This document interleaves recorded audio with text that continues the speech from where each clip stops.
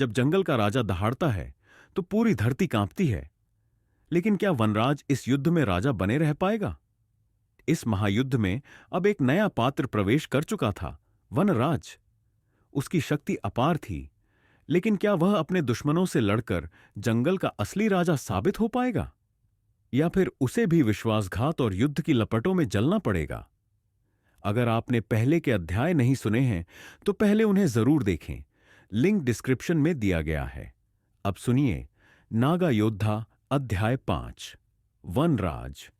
जब अजा ने झरने से गोकुल की यात्रा शुरू की और शंभू जी ने महेश्वर से गोकुल के पास एक छोटे से गांव में एक व्यक्ति ग्रामीणों के चिंतित झुंड से घिरा हुआ खड़ा था।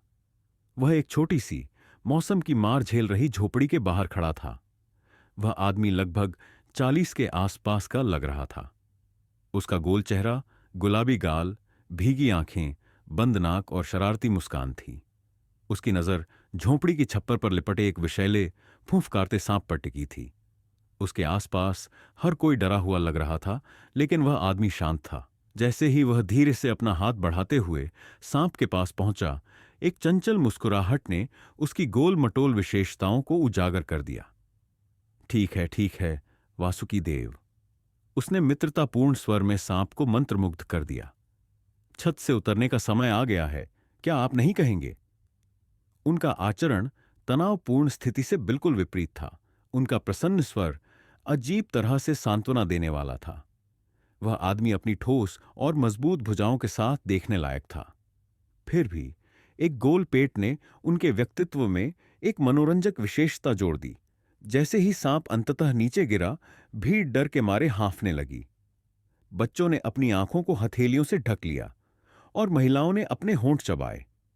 हालांकि वह आदमी शांत रहा और उसने अपना हाथ बढ़ाया और सांप को अपने चारों ओर लिपटने के लिए आमंत्रित किया, जो उसने उसके दाहिने हाथ से ऊपर, उसकी गर्दन के पार और उसकी बाईं बांह के नीचे तक किया। इस नजारे को देख रहे लोगों का दिल यह सोचकर धड़कने लगा कि क्या होगा अगर सांप ने आदमी पर उस समय हमला कर दिया जब वह उसकी गर्दन और चेहरे पर लिपटा हुआ था। उसके बाएं हाथ में एक भारी बैग था, जिसे उसने शांति से खोला और सांप उसमें घुस गया। ग्रामीणों में सन्नाटा छा गया और फिर तालियों की गड़गड़ाहट के साथ यह सन्नाटा टूट गया। उस आदमी ने धनुष लिया और एक सफल व्यक्ति की तरह अपने हाथ हवा में लहराए और उसकी हंसी गांव वालों के साथ घुल मिल गई। जैसे ही वह एक हाथ में बैग लेकर गांव के बाहरी इलाके में चला गया, भीड़ उसके पीछे हो ली। एक विशाल मादा हाथी और उसका प्यारा सा बच्चा उसका इंतजार कर रहा था। मादा हाथी की पीठ पर दोनों तरफ बैग लटके हुए थे। जैसे ही वह आदमी मादा हाथी के पास पहुंचने वाला था, बछड़ा गोलू उत्साह में उसके ऊपर कूदने लगा। तुरही बजाते हुए गोलू ने अपना सिर हिलाया और अपने कान फड़फड़ाए और लगातार उसके ऊपर कूदने की कोशिश कर रहा था। उस आदमी ने गोलू को गले लगाया और सहलाया। एक छोटा लड़का दौड़कर आया। उसकी आंखों में जिज्ञासा चमक रही थी। तुम सांप को कहां ले जा रहे हो? उसने पूछा। मैं उसे घर ले जा रहा हूं, छोटे बच्चे, आदमी ने उत्तर दिया। उसके होठों पर एक हल्की मुस्कान तैर रही थी। वापस जंगल में, अपनी सही जगह पर। मादा हाथी पर चढ़कर उसने उसके सिर पर हाथ फेरा और कहा, अब तुम्हें पता है कि कहां जाना है दुलारी, हम करेंगे। जैसे ही दुलारी आगे बढ़ी, एक सुंदर नीलकंठ भारतीय रोलर उस आदमी के कंधे पर बैठकर लहराता हुआ नीचे गिरा। सुंदर पक्षी, जिसका नाम शिव के कई नामों में से एक के नाम पर रखा गया है, जो संस्कृत के शब्द नील, जिसका अर्थ है नीला, और कंठ, जिसका अर्थ है गला, रंगों की एक आकर्षक श्रृंखला को प्रदर्शित करता है।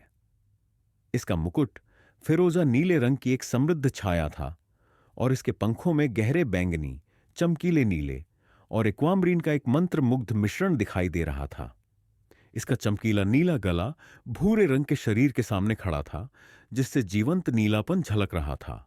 इसकी मोटी, थोड़ी घुमावदार चोंच हल्की पीली थी और पक्षी की आंखें गहरी, सतर्क और हमेशा अपने आसपास का निरीक्षण करने वाली थीं।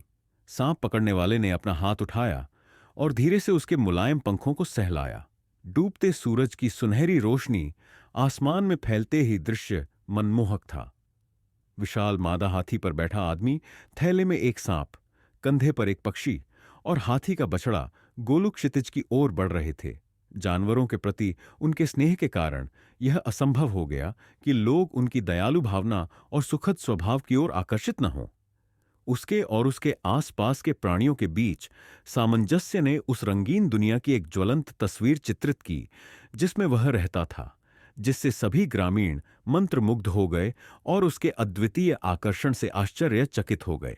गांव से बाहर उसके पीछे चल रहे बच्चों ने चिल्लाकर पूछा, बाबा, आप कौन हैं? मैं जंगल का दोस्त हूं। सब लोग मुझे वनराज कहते हैं।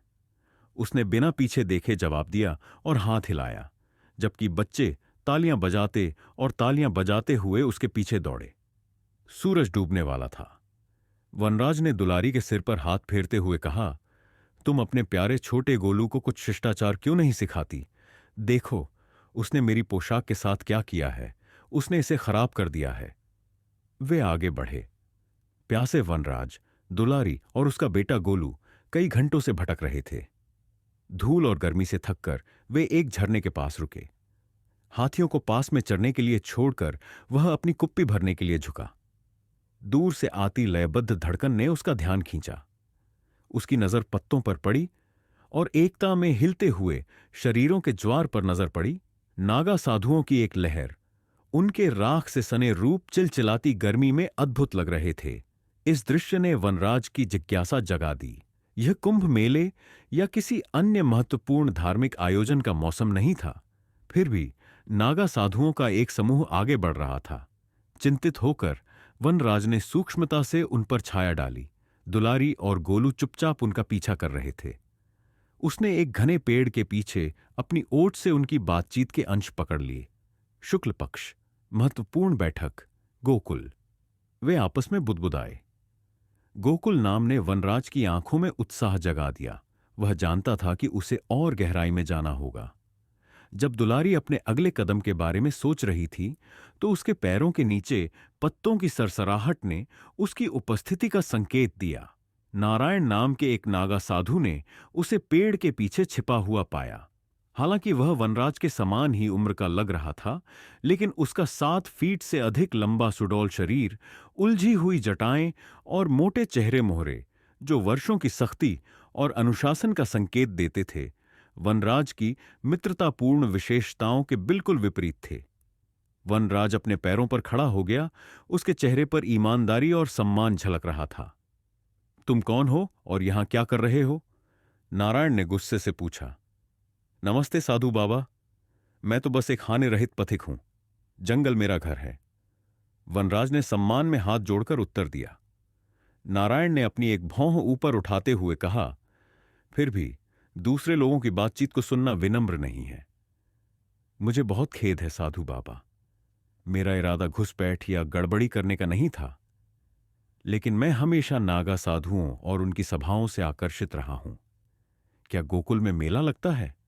और यदि हां, तो क्या मैं आपकी यात्रा में शामिल हो सकता हूं? वनराज ने उत्सुकता से अनुरोध किया। नागा साधु की निगाहें दृढ़ थीं।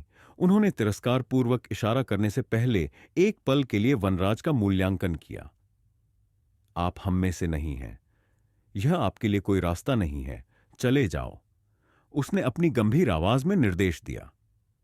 वनराज ने नागा की ओर देखा और आखिरी बार उसे समझाने की कोशिश की। उन्होंने नम्रता से कहा, मैं काम आऊंगा। मैं बस आप सभी की सेवा करना चाहता हूं और आपका आशीर्वाद लेना चाहता हूं। कृपया मुझे अपने साथ ले जाएं। मैं तुम्हारे पैरों की भी मालिश कर दूंगा। नारायण ने इनकार में सिर हिला दिया। निराश होकर वनराज ने स्वीकृति में अपना सिर झुका लिया, लेकिन निराशा के साथ। वह स्वतंत्र इच्छा वाले व्यक्ति थे, और भले ही वह किसी भी इंसान के साथ बमुश्किल बातचीत करते थे, नागाओं द्वारा उनकी अस्वीकृति दुखद थी। नागा साधुओं ने वनराज को जंगल में छोड़कर गोकुल की ओर अपनी यात्रा जारी रखी। जैसे जैसे दिन ढलता गया, नारायण के शब्द वनराज के मन में गूंजते रहे। तुम हम में से नहीं हो, जिससे उसके भीतर खुद को साबित करने की इच्छा जागृत हुई। वनराज का दिमाग पहले से ही एक दिशा तय कर रहा था। यह रहस्य जो भी हो, वह उसे उजागर करना चाहता था। दुलारी, जाकर देखने से क्या हानि हो सकती है? उसने हथिनी से कहा, और फिर उसे गोकुल की ओर मोड़ दिया और उसके सिर पर हाथ फेरते हुए कहा, दुलारी, अब तुम्हें पता है कि कहां जाना है। दुलारी गोकुल की ओर चल पड़ी। दुलारी पर बैठकर गोलू के पीछे वनराज ने गोकुल के रास्ते पर नारायण और अन्य नागाओं का पीछा किया। वनराज की ताकत पर सभी को भरोसा था, लेकिन क्या वो इस युद्ध में विजयी होगा, या फिर उसकी कहानी भी इतिहास के अंधकार में खो जाएगी? आगे और भी बड़े खुलासे और जबरदस्त मोड़ आने वाले हैं, तो इसे मिस मत करें। अगर आपको यह ऑडियो बुक पसंद आई तो वीडियो को लाइक करें, कमेंट करें और इसे शेयर करें, ताकि और लोग भी इस महाकाव्य को सुन सकें। पहले के एपिसोड्स नहीं देखे? उन्हें जरूर देखें। प्लेलिस्ट और अगले अध्याय के लिंक डिस्क्रिप्शन में हैं। और ऐसे ही दमदार कहानियों के लिए द भराट डायलॉग्स चैनल को सब्सक्राइब करें और बेल आइकन दबाएं। धन्यवाद।